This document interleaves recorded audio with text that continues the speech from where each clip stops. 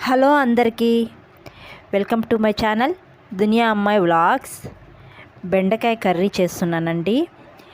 బెండకాయ కర్రీ టేస్ట్గా సింపుల్గా చేసుకోవచ్చు. ముందుగా బెండకాయలను వాష్ చేసి క్లాత్తో శుభ్రం చేసుకొని కట్ చేసి పెట్టుకున్నాను. తర్వాత స్టవ్ పైన బాండి పెట్టుకొని బెండకాయలను ఆయిల్ వేయకుండా లైట్గా వేయించుకోవాలి. ఆయిల్ అసలు వేయకూడదండి.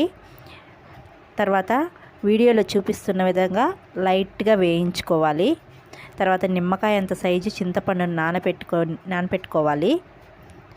తర్వాత మిక్సీ జార్లో సన్నగా కట్ చేసిన 2 ఆనియన్స్, వెల్లుల్లి, కొద్దిగా పల్లీలు, తర్వాత 4 టమాటాసు కట్ చేసి వేసుకోవాలండి.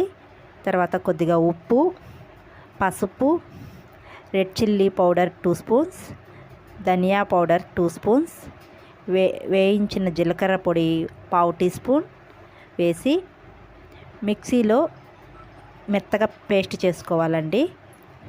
తర్వాత స్టవ్ పైన బాండి పెట్టుకొని ఆయిల్ వేసుకోవాలి. ఆయిల్ హీట్ అయ్యాక ఆవాలు, కరివేపాకు, వేయించి చల్లారి పెట్టుకున్న బెండకాయలను కూడా వేసి 1 మినిట్ వరకు వేయించాలండి. తర్వాత మనం మిక్సీ పట్టించిన పేస్టును కూడా వేసి నూనె పైకి తేలే వరకు వేయించి మూత పెట్టి మధ్య మధ్యలో కలుపుతూ ఉడికించుకోవాలి.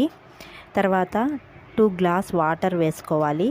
2 గ్లాస్ వాటర్ వేసుకున్న తర్వాత మనం చేత్తో మ్యాష్ చేసుకున్న పులుసును కూడా వేసుకోవాలి.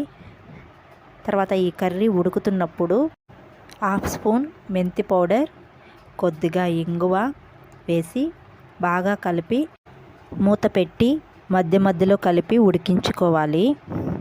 ఫైనల్గా కొత్తిమీర జల్లుకుంటే బెండకాయ కర్రీ రెడీ. రైస్ లెగ్ కానీ రాగి సంగటి లెగ్ కానీ చాలా బాగుంటుంది. వీడియో నచ్చితే లైక్ చేసి సబ్స్క్రైబ్ చేయండి. ఇలాంటి మరిన్ని వీడియోల కోసం బెల్ ఐకాన్ క్లిక్ చేయండి. Thank you for watching. Bye.